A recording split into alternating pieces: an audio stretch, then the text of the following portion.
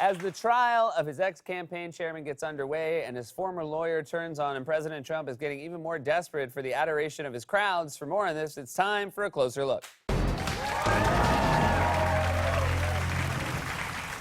You can tell the walls are closing in on Trump because he keeps reacting to the Russia investigation in increasingly desperate ways. He's gone all the way from insisting he had nothing to do with Russia to saying there was no collusion, to claiming that even if there was collusion, it's not a crime, to demanding that the investigation be shut down. He's like a murder suspect who says, I didn't kill anyone, and besides, it was self-defense.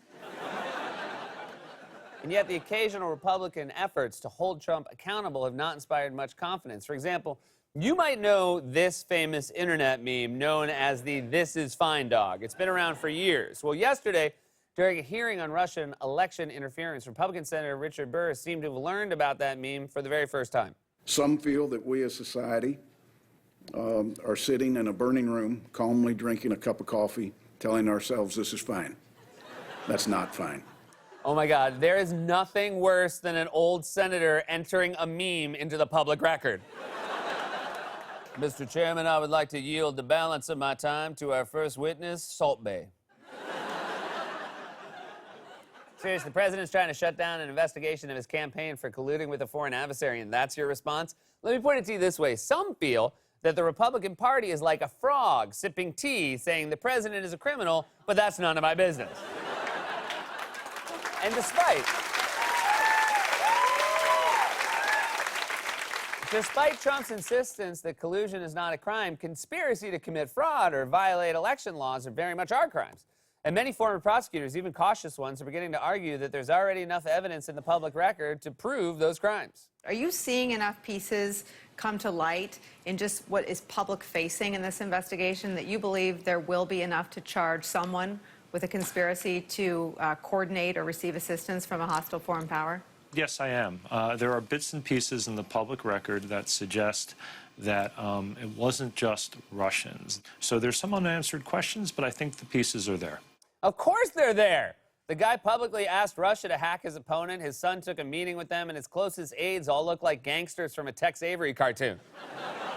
Which is why Trump is getting increasingly hysterical in his calls to end the investigation before its findings become public. Yesterday, he tweeted that his Attorney General Jeff Sessions should stop this rigged witch hunt right now. And his lawyer, Rudy Giuliani, challenged Special Counsel Robert Mueller to come forward with everything he knows. We believe that the investigation should be brought to a close. We think they're at the end of it. They should render their report, put up, I guess if we were playing poker, we'd put up or shut up. It is very lucky you're not playing poker, Rudy, because Robert Mueller has resting poker face. And you have the face of someone who has just been stuck with a hot poker.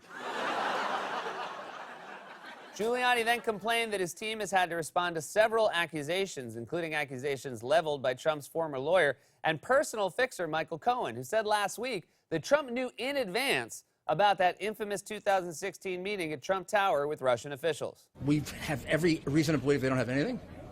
The president did anything wrong. I don't think they have any evidence he did anything wrong. They have lots of stuff that goes up this alley and that. Last week we were chasing all these things about Cohen. Yeah, they have lots of stuff. It's called evidence. If your boat has one leak, maybe you hit a rock. If it has 100 leaks, maybe you have a boat. Now, if Trump was directing his attorney general, who is supposed to be recused from the investigation, to shut down the investigation, that seems like a pretty obvious case of obstruction of justice, which is why Giuliani tried to insist it wasn't an order, it was just an opinion. So the Attorney General see this as a directive, or is it? No, it isn't. It isn't at all. It's what it is, as we said immediately, it's an opinion.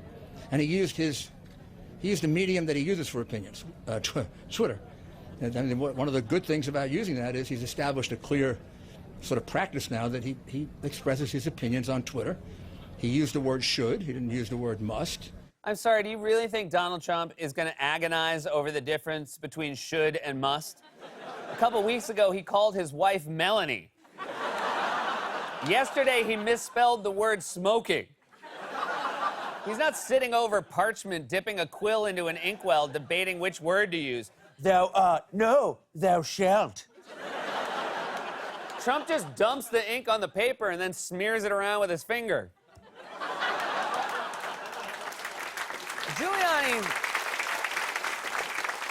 Giuliani also insisted that Trump can't be guilty of obstruction of justice because he has the power to shut down the investigation if he wants to. So where does Giuliani get that idea? He was asked that question yesterday, and if I were his client, his answer would not inspire much confidence. Do you also think obstructing justice is not a crime? Of course it's a crime.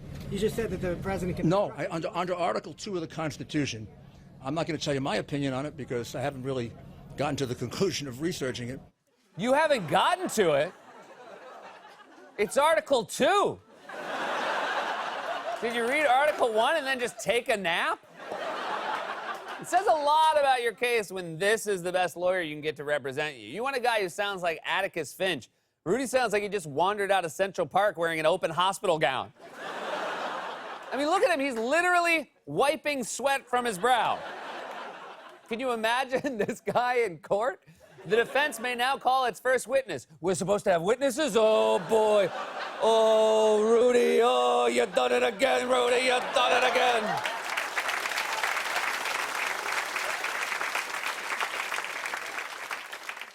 Mr. Giuliani, are you ready for a press conference? Yeah, just bring me my sweat rag.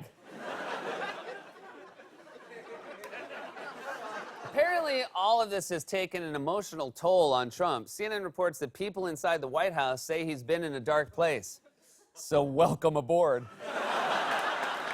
Yeah, I mean, in response, he's been seeking solace and emotional support from his crowds, which is why he held another one of his public therapy sessions on Tuesday in Florida, where he once again relived the glory days of his campaign. They said it couldn't be done. It was actually done quite easily. We won quite handily.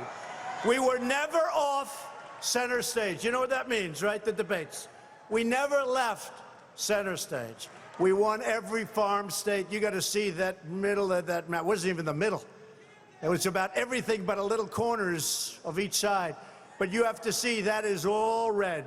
Republican red. Beautiful Republican red.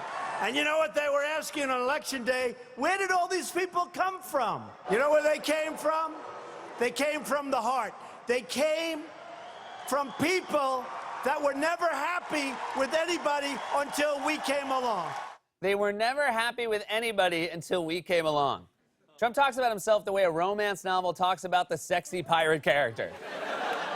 She was never happy with anybody until he came along. He made her so lustful, she had to wipe the sweat from her brow. There's been a closer look.